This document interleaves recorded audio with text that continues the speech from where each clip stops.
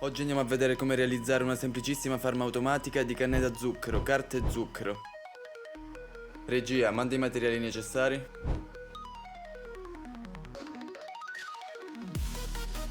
E iniziamo. Partiamo con lo scavare una fila di 11 blocchi. All'estremità e al centro andremo a posizionare delle tramogge rivolte verso il basso. Negli spazi rimasti vuoti andiamo a piazzare altre tramogge rivolte verso quelle più esterne. Per chi non lo sapesse, dovrete essere shiftati per fare ciò. Fatto ciò, andiamo a piazzare dei blocchi di fango sulle tramogge appena posizionate, dietro i quali andiamo a piazzare delle radici di mangrovia o un qualsiasi altro blocco waterloggabile. In alternativa potrete anche usare della semplice acqua contenuta da altri blocchi da costruzione. Riempiamo tutte le radici con acqua, andiamo a piazzare le canne da zucchero sui blocchi di fango e sulle radici di mangrovia piazziamo dei blocchi da costruzione. Sui blocchi da costruzione appena piazzati posizioniamo dei pistoni rivolti verso le canne da zucchero.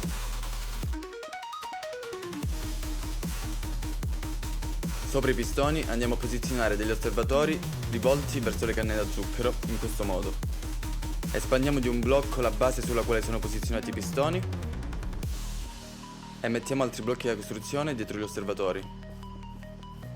Piazziamo della polvere di redstone lungo tutta la sporgenza inferiore, dopodiché passiamo nella parte frontale della farm. Qua andiamo a scavare una buca di 16 blocchi di larghezza, 5 di profondità e 2 di altezza.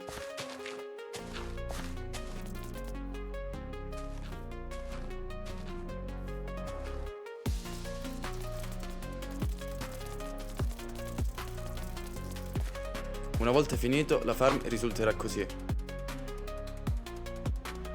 Ora piazziamo un fabbricatore di fronte a queste tramogge all'estrema sinistra, a distanza di un blocco, rivolto verso di noi in questo modo. Ci interagiamo e andiamo a bloccare tutti gli slot tranne i primi 3.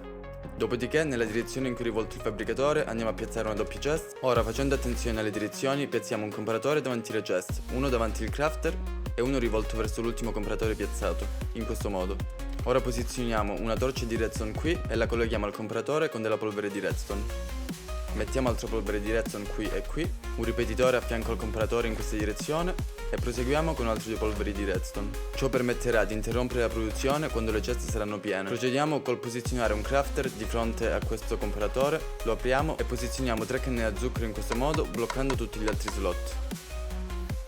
Procediamo nel posizionare un ripetitore su questo fianco di questo comparatore ed un altro su quest'altro fianco, facendo attenzione alle direzioni.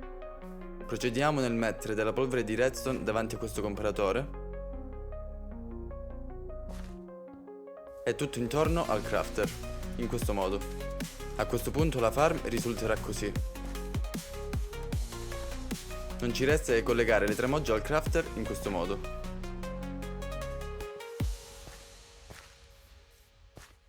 Ora posizioniamo una cesta a distanza di un blocco parallelamente a questa tramoggia centrale e la colleghiamo con altre 2 tramogge. Ora posizioniamo un fabbricatore davanti a questa tramoggia all'estrema destra, sempre a distanza di un blocco rivolto verso di noi, al quale colleghiamo una doppia chest. Davanti alla doppia chest andiamo a posizionare un comparatore di redstone.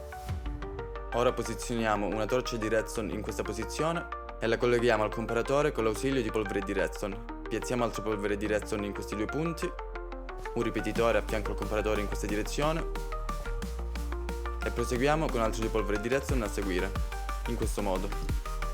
Colleghiamo le tramogge al crafter,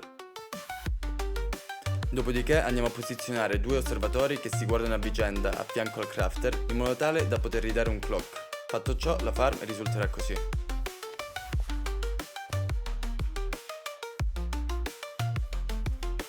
Possiamo procedere col chiudere la buca che abbiamo precedentemente scavato, mantenendo solamente aperti gli spiragli per poter accedere alle ceste.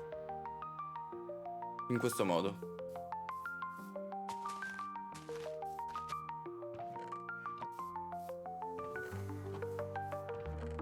Ora potete chiudere le canne da zucchero come meglio credete. Io uso del vetro, ma non è obbligatorio.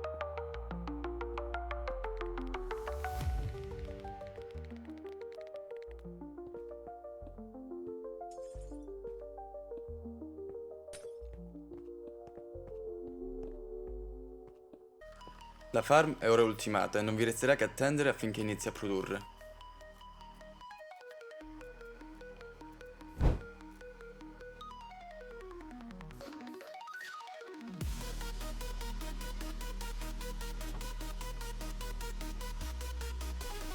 Ora vediamo un paio di semplici modi per poter abbellire la nostra farm, ma potrete abbellirla come meglio credete.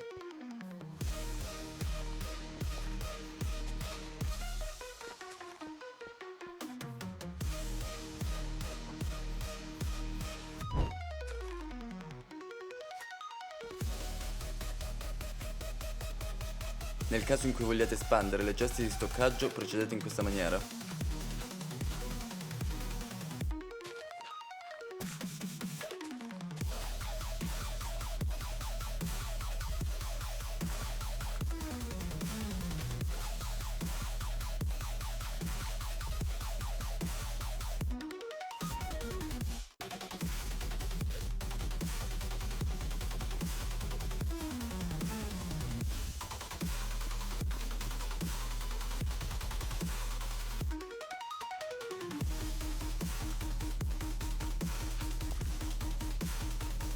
Qualora la cassa principale fosse già piena, gli item non scenderanno. In tal caso ci basterà rimuovere un item dalla cassa principale che potremo ripiazzare subito dopo al suo interno e una volta fatto ciò, gli item inizieranno a scendere. In questa maniera potrete espandere il sistema di stoccaggio di quante casse volete.